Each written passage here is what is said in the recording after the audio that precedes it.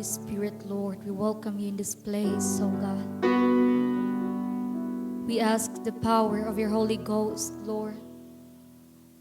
We ask you to fill the atmosphere, oh God.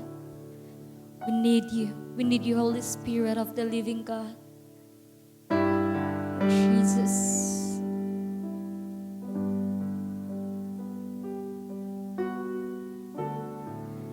There's nothing worth more that could ever come close. Nothing can compare. You're our living hope.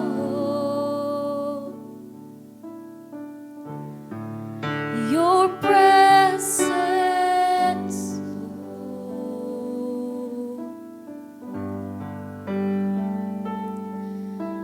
Holy Spirit, you are welcome here. Come flood this place and fill the atmosphere. Your glory, God, is what our heart longs for. To be overcome by your presence, Lord.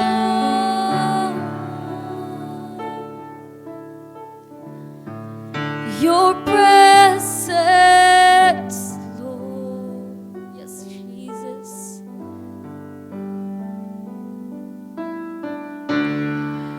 There's nothing worth more that could ever come close. Nothing can compare. You're our living hope. Your presence, Lord. We've tasted and seen the sweetest of your love, oh God. I've tasted and seen of the sweetest of loves, where my heart becomes free and my shame is undone. We need your presence, Lord. Your presence, Lord.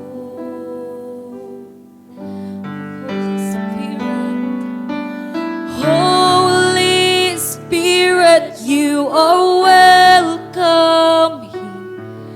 Come flood this place and fill the atmosphere. Your glory, God, is what our heart longs for. To be overcome by your presence, Lord. Holy Spirit, you are welcome here. Come flood this place and fill the atmosphere. Your glory, God, is what our heart longs for. To be overcome by your presence, Lord.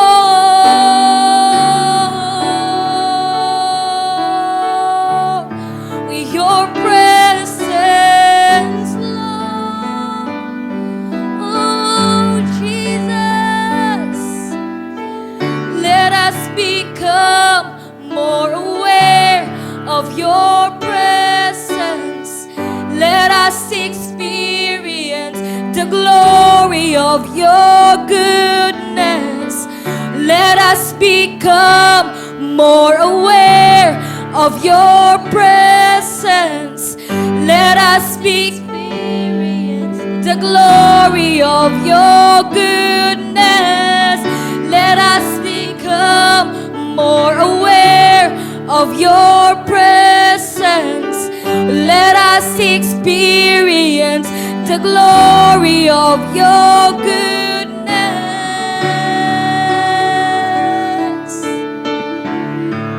Your goodness, Lord. Oh, you are welcome. Holy Spirit, you are welcome here. Come flood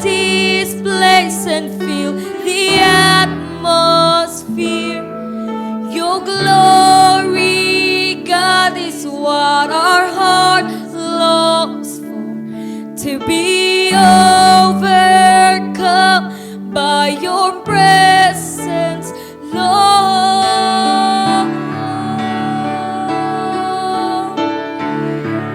Your presence, Lord. We need you,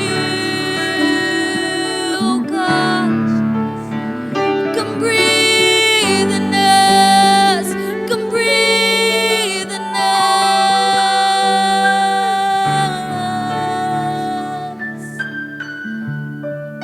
Oh, fall afresh in us, oh God.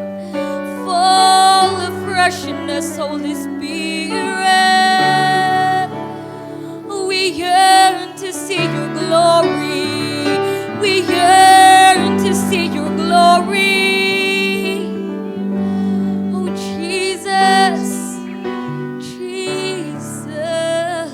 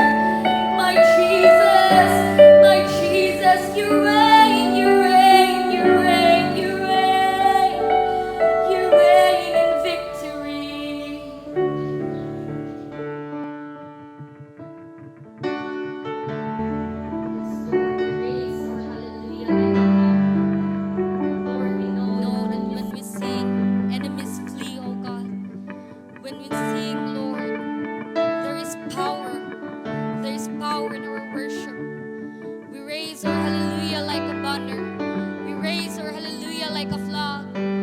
Oh, we worship your name, oh God. Oh, we worship your name. We raise our hallelujah in the middle of this pandemic, oh God. I raise a hallelujah in the presence of my enemies. Yes, we raise our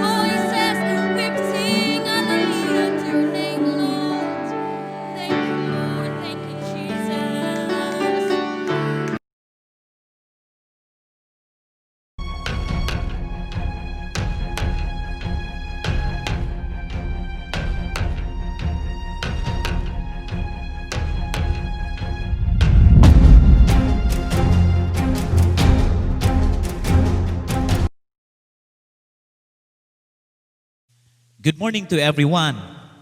And of course, to all of our members of Crucified for Christ Fellowship throughout the province of Surigao del Sur and also in Agosan del Sur.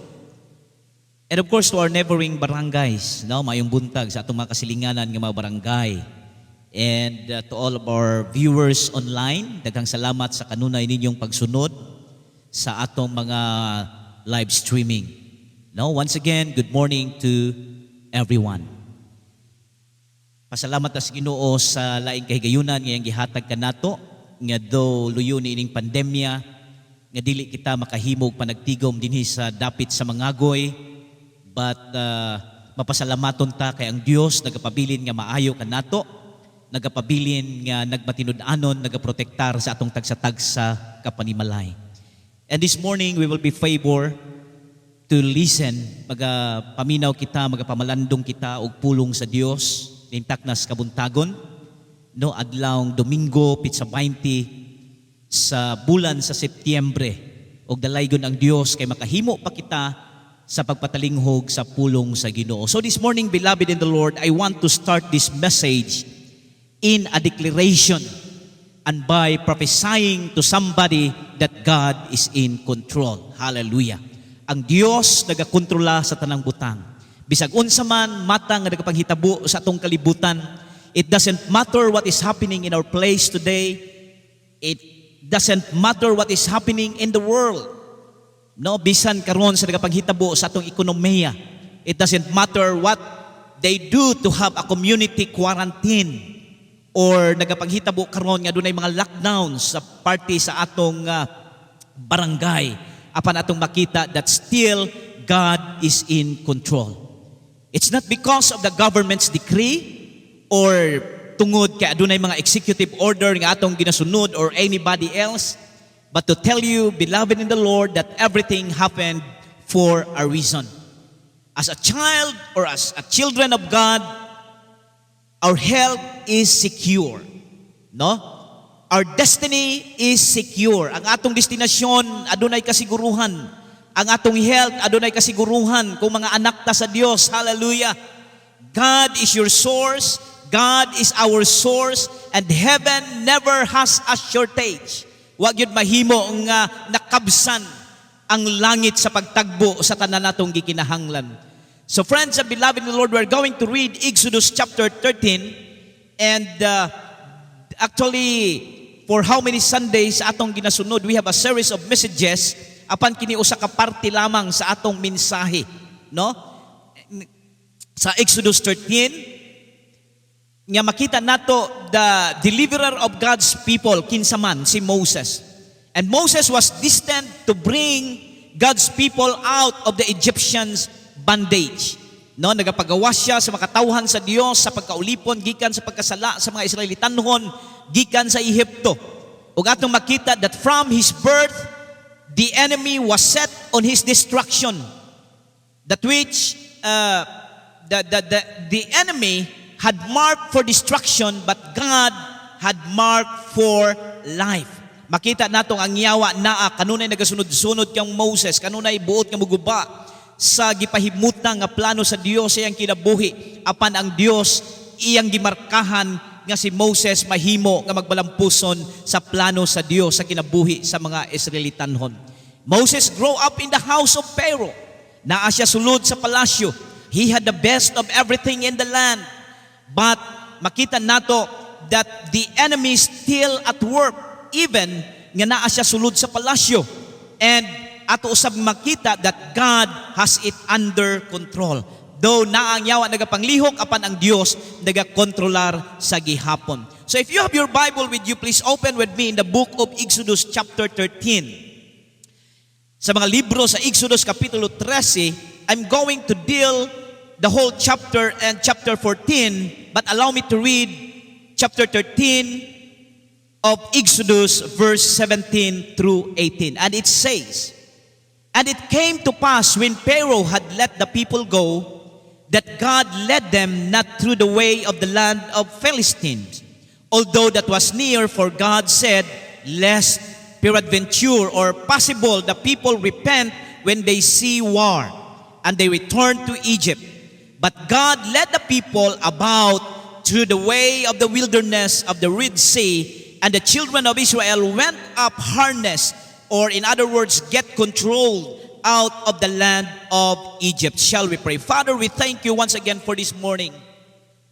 Thank you so much, Lord, for being with us. Thank you, Lord, for your faithfulness and to your loving kindness. And we thank you for this opportunity that again we may be able to listen your word. We thank you, Lord, for the freedom nga luyo na ining pandemya, Ginoo, makahimo paghihapon kami pagpatalinghog sa imong pulong bisan ginadili ang mga panagtigom. And Father, we pray and I pray, Lord, nga samtang kami magapamalandong sa mga pulong gawas nun ka magapanglihok, Ginoo. Captivate every heart, every mind, O God. Illuminate every mind, Lord. And help us, Lord, to understand your word. Tabangi kami ng among masabtan sa pinakasimple mga pamaagi. And Lord, as your servant is spell out your word, I pray, Holy Spirit, for your anointing, that I'm going to deliver your word in accuracy, O Lord, and in authority. Father, I pray, Lord, nga ikaw magapamuhat sa tagsa-tagsa. Bisan sa tanan nga nagapaminaw karon, nagabukas, Ginoo, sa ilang mga cellphone, sa ilang mga internet, nagapamalandong sa mga pulong nakigduyog ka na mo sa mga pagpamalandong. Salamat kay ikaw magaministeryo sa tanan mo pagabuhaton ning taknas kabuntagon. Mahimaya ka, O Dios, sa among kinabuhi. Be with us this morning in Jesus' name. Amen and amen. Hallelujah. So, we can say that there are many times in life that from our natural perspective, there are easier and faster ways to do things. No atong makita nga dunay daghang butang sa atong kinabuhi gikan sa atong mga natural nga pagpanimbang-timbang sa atong paglantaw niining kalibutana. Adunay mga sayon nga pamaagi o sayon nga butang sa paghimo sa mga butang nga mahimo tang magpalampuson. But to tell you, beloved in the Lord, God has a better viewpoint. Mas adunay maayo unindot nga gilantaw, giandam ang Dios sa atong kinabuhi. God has a higher purpose. Too many times, our only initiative is to get through. Adunay daghan ka panahunan nga ang ato lamang gitinguha mao nga maangkon nato ang mga butang. To go through it. But God's intention, beloved in the Lord, is that what we grow through it. Ang katuyuan sa Dios, ang intensyon sa Ginoo, nga aron ang mga butang atong maangkon, pinaagi sa atong pagtubo, mutubo kita, pinaagi sa atong pag-angkon. Now in Exodus chapter 14, verses 1 to 3, the Lord spoke unto Moses, saying in verse 2, Speak unto the children of Israel, that they torn and encamped before Pi-hahiroth, between Migdol and the sea, over against Baal-Zebon. Before it shall ye encamp by the sea. For Pharaoh will say of the children of Israel, they are entangled in the land, the wilderness hath shut them in. So, makita nato, here are the children of God. From all visible evidences that they were trapped, dahimo nga nabilanggo sila, dahimo nga nakulong sila. In other words, mura og naa sila sa box nga wala na sila laing gawsanan. There is no way back. Dili na sila makabalik, and of course, there is no way forward. Dili sila makaabante. They are in that place that no one ever wants to be. Miabot sila sa mga dapit nga walay gusto nga moabot sila dito. No? Some of the Israelites, they plan to return. Nagaplano ng uban nga mobalik sila. So, the thing we have to fight is agreeing with the enemy. Ang nahitabo, tungod kay nabilanggo na ta, tungod kay naatas mga problema, it seems that there is no way out. Nahimo na lamang ang mga butang nga kanunay gayud nato gipanagbisugan, mao nga usahay muuyon na lang kita sa kaaway. Are you there? Are you following? Like this pandemic, sama nining paghitabo karon sa atong palibot. We struggled for almost 9 months, di ba? Siyam ka bulan nga nag-struggle ta ni ining pandemya karon. We were afraid. Daghan tao nga panic buying. Daghan tao nga dili na halos makagawas. Ug atong makita, there is discrimination. And that fear, kana nga kahadlok, that fear is you are agreeing the devil. Sa matag panahon nga ikaw mubati og kahadlok, mubati og kabalaka, buot pasabot nga ikaw you agreed, nagkig-uyon ikaw sa atong kaaway nga mao ang yawa. So, when things go wrong, sa dihang maabot na ganing ang panahon, maabot na ganing mga butang nga kita maglisod, moingon na rin ta, mao na gyud ni akong kinabuhi, mao na gyud siguro ni akong kapalaran. So, makita nato nga gikinahanglan, we need or we must not agree with the devil. Ang ayan nga dili gayud kita mahimo nga magkig-uyon sa kaaway nga mao ang iyawa, because God is in control. Hallelujah. The devil knows the power of your words. Nasayod ang iyawa kung unsa ang gahom sa atong mga pulong, and he wants you to line up to your confession with your circumstances. But ang iyawa nga iya kang ipasibo ang imong kahimtang sa imong gipamulong, because our word, there's a power. Adunay gahom ang atong mga pulong, but God wants you to line up your confession with his word. Hallelujah. Again, akong usmon, Satan, the devil knows the power of our words. And Satan wants to line you up, your confession with your circumstances. But God wants us to be lined up, our confession with his word, dalaygon ang Dios. Ngayon ang kahadlok, fears would say, it's over. Humana, there is no way out, no hope. Everything goes nothing. Matakda na gyud taani. Nalukop na gyud ang tibuok mangagoy. No? Nalukop na gyud tibuok mangagoy sa COVID. Aduna nay daghang local transmission. Dili na ta magsimba kay matakdan ta. Wala na gyud tay tigom. The situation is getting worse. Local transmission were increasing. Og moingon po ang imong pagtuo, your faith will say, I don't know what God is going to do about things happen in this world. And I don't know how.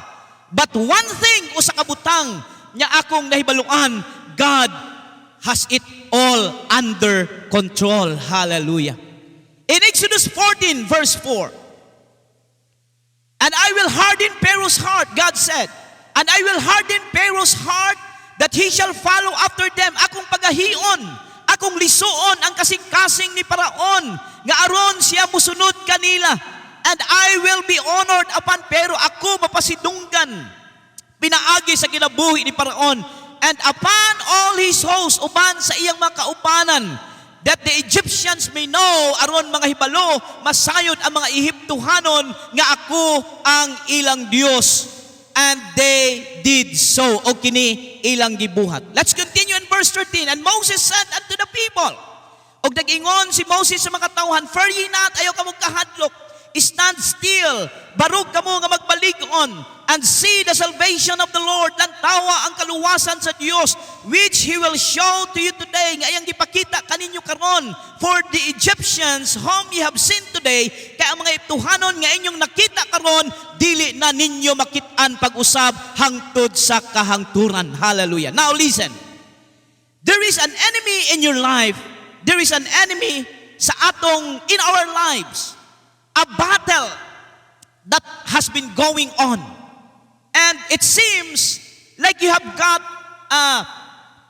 it seems that we are under control.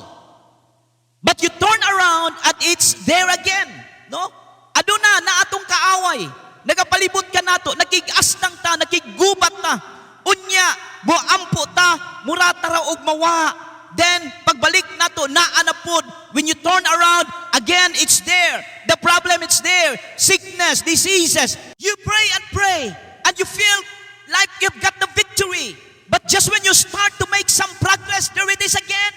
Ana-anapod ang mga problema, imong makita. Ana-anapod ang mga balatian.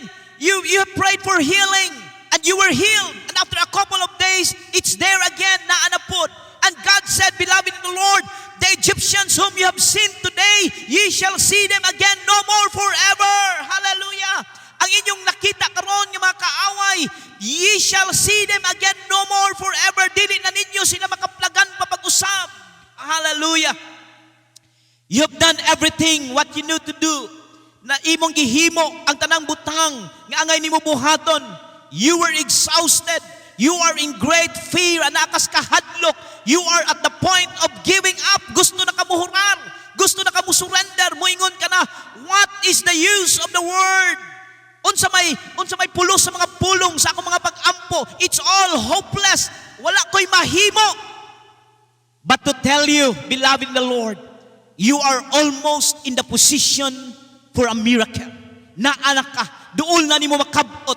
For God Almighty will do what you could never do. Kaya ang Dios magahimo sa mga butang nga dili nimo mahimo. He's just been waiting for you to recognize your weakness. But sa Dios, nga ikaw mo ila, nga ikaw adunay dagkong pagkulang, nagkinahanglan sa Dios, nagkinahanglan siyang kusog, and you will never know His strength till you recognize your weakness. Hallelujah. Dili nimo mabatunan o dili nimo masayran ang kusog sa Dios hangtod nga ikaw dili mo ila nga ikaw nagkinahanglan siyang kusog dalaygo ng Dios. And in verse 14, the Bible tells us that the Lord will fight for you. Ang Dios makigbisog alang nimo. You need only to be still, thus saith the Lord. Buot sa Dios mga igsoon nga makigbisog siya alang nimo o kita. Be still, mag-relax lang ta. Musalig lang ta kaniya. Because His word says in Zechariah 4:6, not by might nor by power, but by the Spirit of God. We won the victory. Ato nang gidaog mga igsuon, nahimo tang nagmadaugon. The Lord told Jesus Christ, told the Apostle Paul, my grace is sufficient for thee, and my strength is made perfect in your weakness. Hallelujah. Luyo sa kaluyahon ni Pablo, luyo sa iyang daghang pagkulang, sa iyang mga gitawag nga tunok sa unod, the thorns of flesh. Apan giingnan siya sa Dios, my grace is sufficient for you, and my strength is made perfect in weakness. Dalaygo ng Dios. And we can see in the lives of the disciples ang kinabuhi sa mga tinunan. The Lord saw the disciples in Matthew chapter 8 verse 18 through 27. The Lord saw the disciples out on the sea fighting a violent storm. Makita nato katong panahon nga mga tinunan nakig-uban sila kang Kristo dito sa sakayan. But Jesus waited till the fourth watch of the night to come to them on the water. Nagpaabot ang Dios hangtod nga mosampit sila nganuman tungod kay number one, because they didn't need Him yet. Naghulat ang Ginoo, wala pa mulihok ang Ginoo. Dogi kuso-kuso ang ilang sakayan sa mga balod. Apan si Jesus nagpabilin nga natulog, nagpaabot siya nga kuhiton, nagpaabot siya nga sampiton, because they still had strength. Tungod kay mga tinunan, ilang hunahuna nga kaya nila ni mananagat gud ta. Ato ning kaya Pedro, mananagat gud ta, kahibalo ta, musungsong ta sa mga unos nga atong gisagubang. Baw na si Jesus, wala sa yun ang hilabot kanila. Because they still had strength. And as long as they had strength, samtang aduna pay kusog ang katawhan ang mga tinud-an o kita ng mga tao, dili gyud ta manawag sa Dios. Amen. Sa makadaghang panahon aduna tay mga problema, aduna tay mga suliran, pero dili gyud ta mo sampit hangtod nga naa pa tay mahimo na aba mo diha mga igsoon. Usahay ingon ana ang atong nasinati. Hangtod nga naa pa tay mahimo, dili gyud ta mo sampit sa Ginoo. Kay naa pa tay mahimo, kaya pa nato sama sa mga tinunan maantigo pa sila nga mo maniobra sa ilang sakayan, kaya pa. Hangtod na apay daghang alkohol. Hangtod nga naapay pwede pa magtuok. Hangtod mga igsuon nga wala pa gyud mahurot.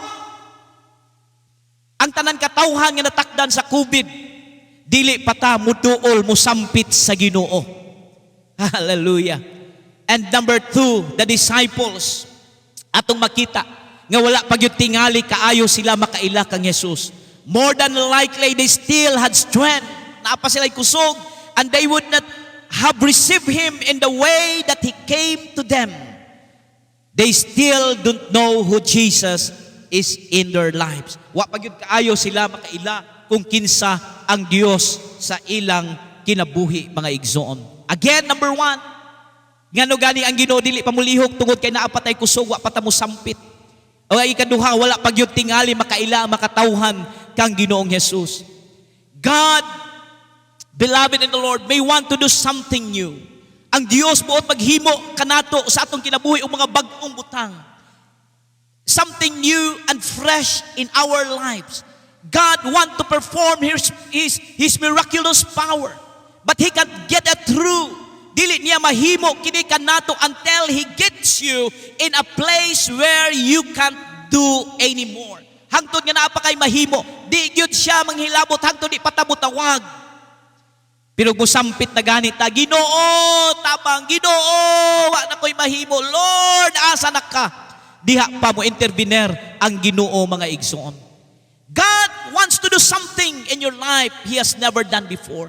Butang Dios mga panghimo mabuhat sa atong kinabuhi nga sukad wala nato masinati. And God wants to bring us to a place kung asa nga dapit kita. Buot sa Dios nga iyatang dalhon sa dapit nga wala pa nimo makabot.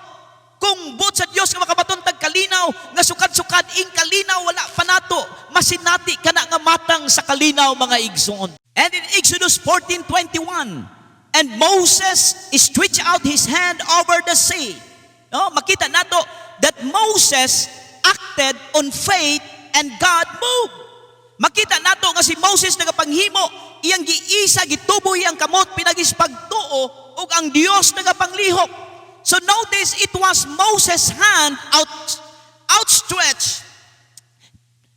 Nakita nato nga si Moses nagatuboy siyang kamot dili ang Dios. And the Lord caused the sea to go back by a strong east wind all that night.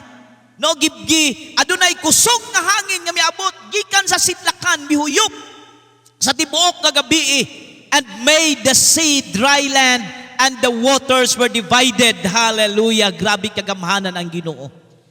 Now listen, friends and beloved in the Lord. Here is a lesson that will change your life. To tell you, God works the night shift. Again, ang Ginoo magapamuhat sa mga last hour, at the 11th hour. The greatest miracle of your life may be 1 hour away. Ang dako nga milagro haduol na usa na lang ka oras. It always gets the darkest just before the dawn. No, moagi gyud og kangit-ngit usa mo hayag tingali naa na ang imong milagro naa na duol na kay na sa baba. Apan gikinahanglan pa og jutay nga pailog. So makita nato the Israelites when they closed their eyes at that night, there was a Red Sea in front of them. But when they opened their eyes in the morning, there was an 8-lane highway. Hallelujah. Kanunay kami sa among pamilya, kami akong wife sa among kinabuhi, sa among panimalay. Usahay mag-istorya-istorya mi nga grabe ang Ginoo. Kana permanenteng thrilling kaayo at the 11th hour. Adunay panahon nga wa nagyud apan at the 11th hour ang Ginoo magatagbo because God, He is the God of provision, dalaygon ng Dios. And in Exodus 14:29, but the children of Israel, apan ang mga anak sa Israel nagalakaw dito sa malanga yuta, taliwala sa kadagatan. And the waters were a wall. Nahimo ang mga tubig na nahimong bungbong unto them on the right hand and on their left. Nahimo nga bungbong ang mga tubig sa ilang wala og tuo.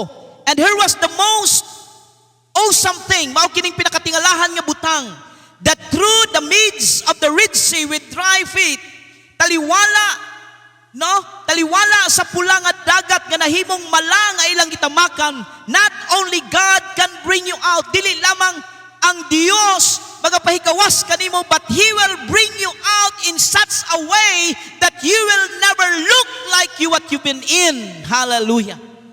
Ang Dios mo pagawas kanimo gikan sa mga dalan o mga butang nga sukad, wala kini nimo makita nga nagapaghitabo sa imong kinabuhi sukad kaniadto.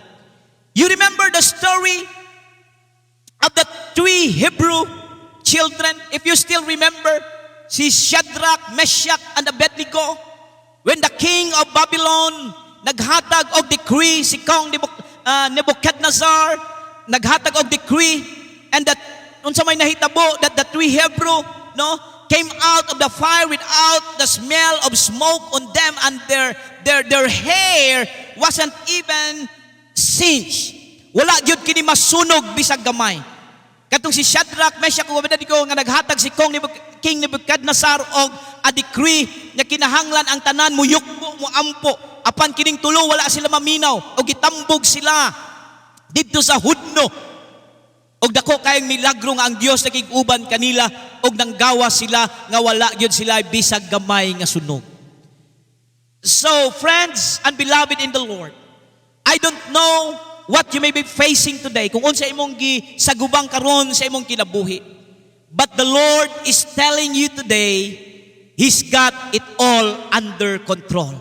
Ang tanan karon anaa siyang mga kamot. Siya nagakontrola sa tanan nga sitwasyon sa atong kinabuhi o sa atong kalibutan. And if you will just quit worrying, og muhunong lamang kita sa sigig kabalaka, sigig complain, fretting, or in other words, worrying and fuming, sige tagkasuko, og atong sugdan ang pagdaig sa Ginoo. Start the day with pagdaig, start praising Him. And to tell you, beloved in the Lord, He's going to turn it around. Iyang baliktaron ang imong sitwasyon. And there are some enemies that you have been fighting.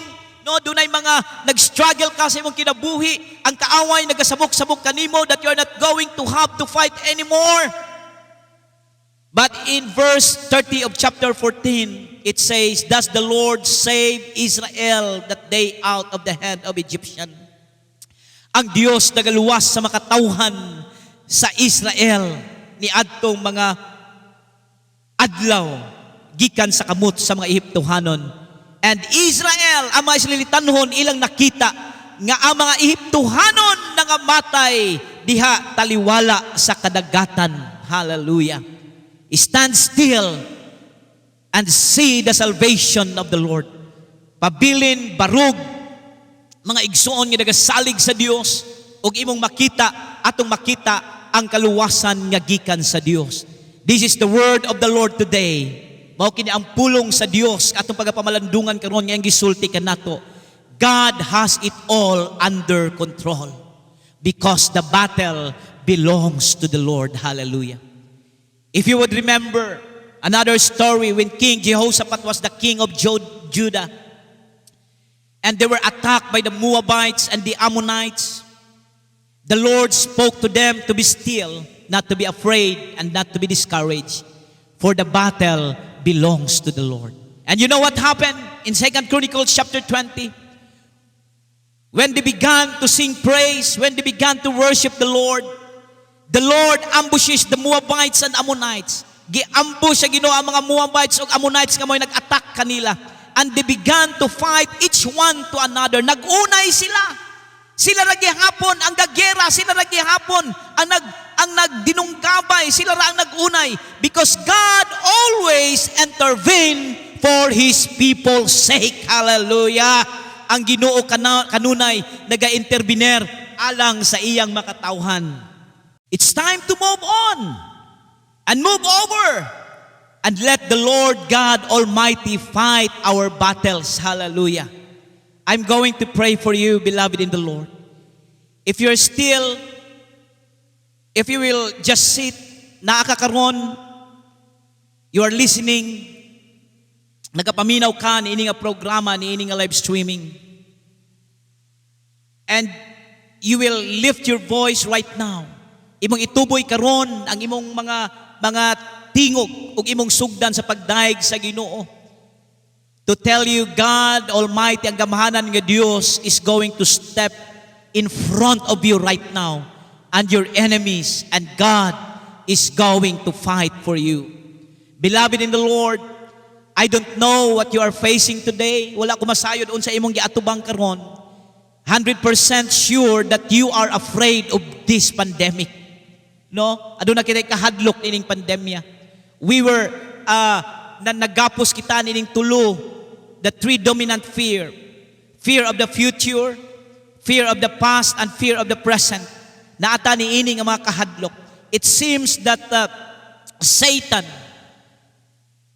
or si Pharaoh, a type of Satan coming in over and over again. Nisulod sa atong kinabuhi, nisulod sa atong panimalay. Iyang sulayan sa pagguba sa atong kinabuhi o sa atong panimalay. And you are at the point of giving up. Gusto na kamuhurar, gusto na kamusurrender sa imong kinabuhi. You're already exhausted. To tell you, beloved in the Lord, unsa man imong sitwasyon karon, that God is in control. Like what I have said a while ago, like King Jehoshaphat, when he heard the coming of the vast, great Moabite and Ammonites army, unsay nahitabo sa pag-atake kaniya sa mga Moabites and Ammonites army, he cried out to the Lord. Mihilak siya sa Ginoo. Iyang giisa, iyang tingog, our God, ingon niya, akong Dios, among Dios, will you not judge them? Dili ba nimo sila hukman? We have no power to face this vast army that is attacking us. Wala miigong gahom nga mo-atake ni ining mga kasundaluhan sa Moabites ug Amorites. We do not know what to do. Wala kami mahimo. Wala kami mahibalo kung unsay among buhaton. But our eyes are upon you. Apan ang among mga mata diha lamang kanimo. Beloved in the Lord, God wants you to acknowledge your limitation. Buot sa Dios nga atong ilhon ang atong limitasyon, ang atong kaluyahon, acknowledge our nothingness before the Lord.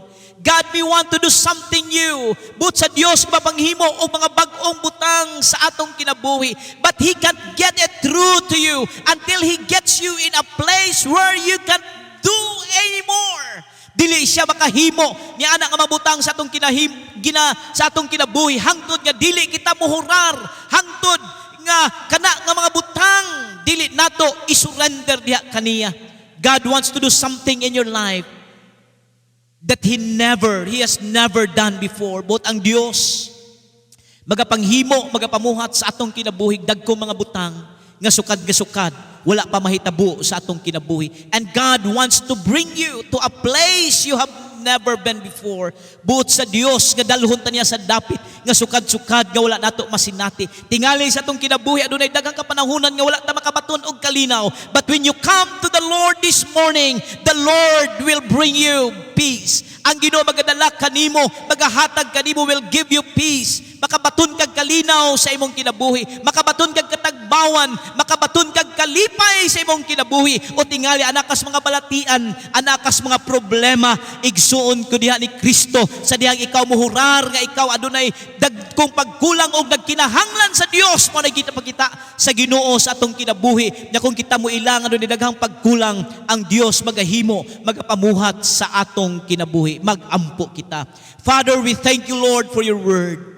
Salamat, Ginoo, nga bisan o Dios tining taknas kabuntagon nakahimo kami sa pagpamalandong sa imong mga pulong. Salamat kay ikaw nagigsulti ka namo. Salamat kay ikaw nagapahinumdum ka namo. That Lord, you are reminding us, oh God, that you are in control upon every situation.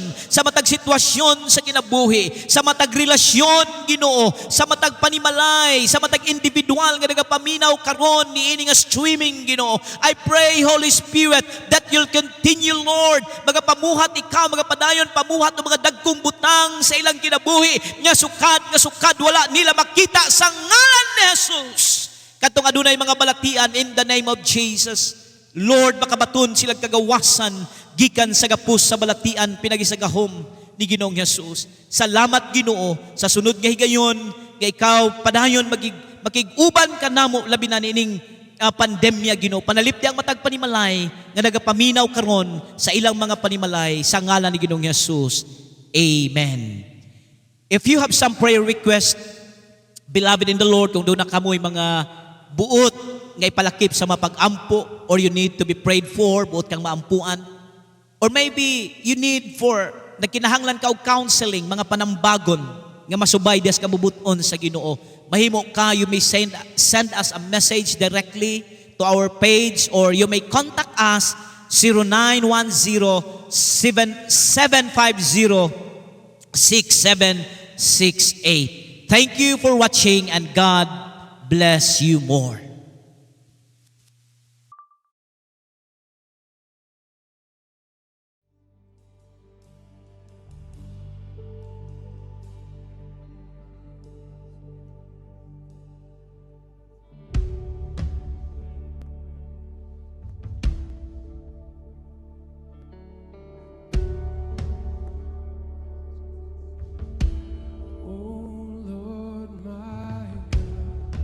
you lift your voice?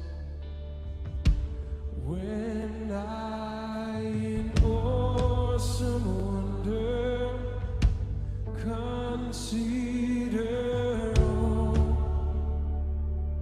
the works thy hands have made, I see